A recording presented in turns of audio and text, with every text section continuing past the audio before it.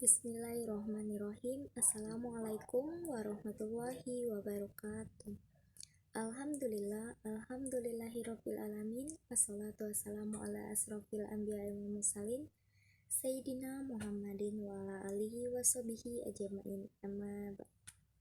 Puji syukur terhadap Allah Subhanahu wa taala yang telah melimpahkan rahmat karunia-Nya terhadap kita semua.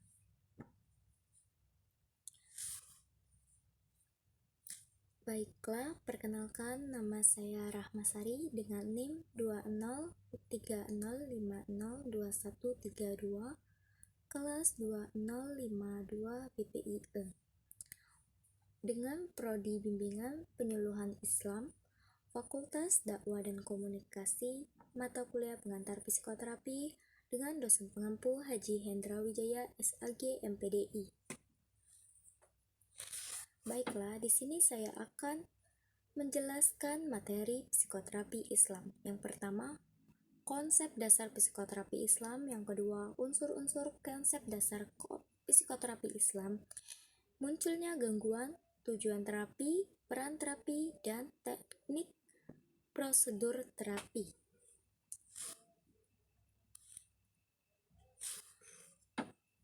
Di sini saya akan menjelaskan apa itu psikoterapi Islam. Pengertian psikoterapi Islam adalah proses perawatan atau penyembuhan penyakit kejiwaan melalui teknik dan metode psikologi Islami. Kata Islam adalah kata yang mensifati dari kata psikoterapi. Maksudnya bahwa praktek psikoterapi tersebut dilaksanakan sesuai dengan ajaran dan norma Islam. Menurut Hamdani Bakran Az-Zakri pada tahun 2004 mengemukakan bahwa pengertian psikoterapi Islam adalah proses pengobatan dan penyembuhan dengan melalui bimbingan Al-Quran dan As-Sunnah Nabi Muhammad SAW, atau secara empirik adalah melalui bimbingan dan pengajaran Allah Subhanahu wa taala melalui malaikatnya, rasulnya. Unsur-unsur konsep dasar psikoterapi Islam. Munculnya gangguan. Yang pertama, mental.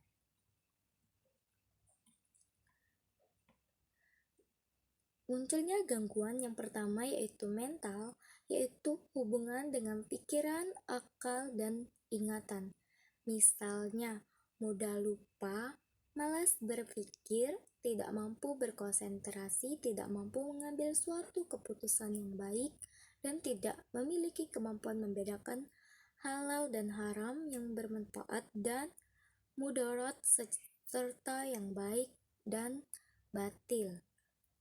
Yang kedua, spiritual, yaitu yang berhubungan dengan masalah ini, semangat atau jiwa religius yang berhubungan dengan agama, keimanan, kesolehan, dan menyangkut nilai-nilai transendental seperti syirik, nifak, fasik, dan kufur. Penyakit batin inilah atau spiritual ini sangat sulit untuk disembuhkan atau diobati, karena ia sangat tersembunyi di dalam diri setiap orang.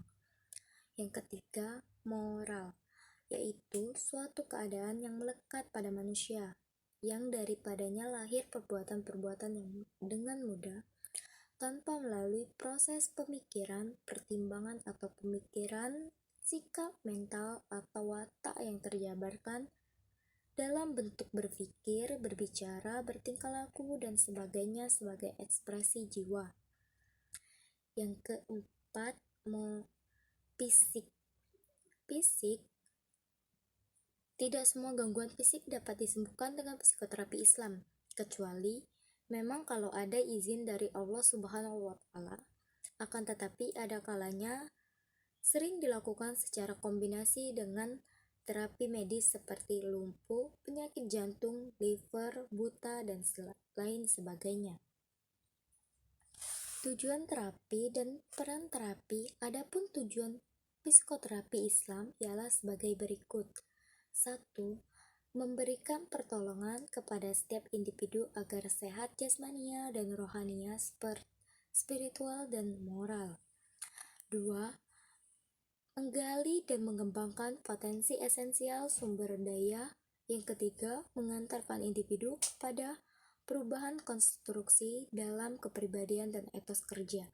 Yang keempat, meningkatkan kualitas keimanan, keislaman, keihsanan, dan ketauhidan dalam kehidupan sehari-hari dan nyata. Mengantarkan individu mengenal, mencintai, dan menjumpai dengan esensi atau jati diri dan citra diri serta sang Khalik.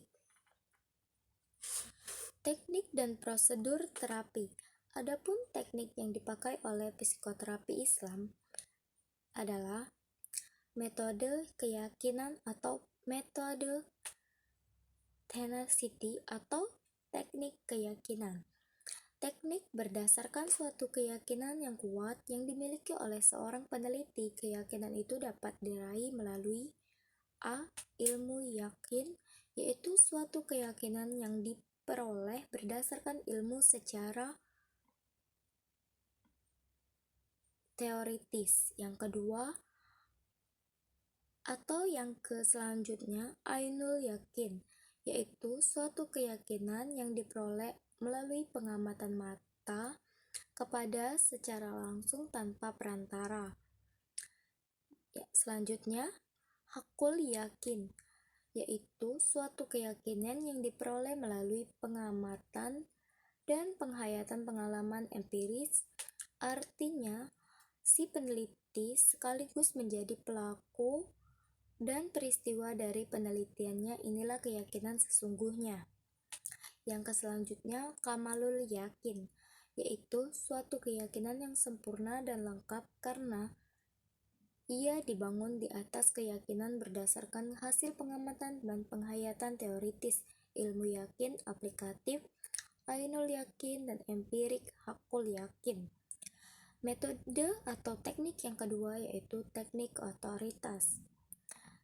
Teknik otoritas yaitu suatu teknik dengan menggunakan otoritas yang dimiliki oleh seorang peneliti psikoterapi, yaitu berdasarkan keahlian, kewibawaan, dan pengaruh positif. Atas dasar itulah seorang psikoterapi memiliki hak penuh untuk melakukan tindakan secara tanggung jawab. Apabila seorang psikoterapi memiliki otoritas yang tinggi, maka sangat membantu dalam mempercepat proses penyembuhan terhadap suatu penyakit atau gangguan yang sedang diderita oleh seseorang. Apabila seseorang tidak memiliki otoritas, yaitu wewenang dan keahlian untuk melakukan suatu tindakan dengan baik dan benar, maka justru tindakan akan mendatangkan bahaya dan kesengsaraan bagi orang lain, bahkan akhirnya merugikan diri sendiri. Yang ketiga, teknik intuisi atau ilham. Teknik intuisi atau ilham adalah teknik berdasarkan ilham yang bersifat wahyu yang datangnya dari Allah Subhanahu wa Ta'ala. Metode ini sering dilakukan oleh para sufi dan orang-orang yang dekat dengan Allah Subhanahu wa Ta'ala, dan mereka memiliki pandangan batin yang tajam serta tersingkapnya alam kegaiban atau mukasyafah. Baiklah, itulah yang dapat saya sampaikan. Lebih dan kurang saya mohon maaf. Kepada Allah saya mohon ampun. Wabillahi taufiq walhidayah. Wassalamualaikum warahmatullahi wabarakatuh.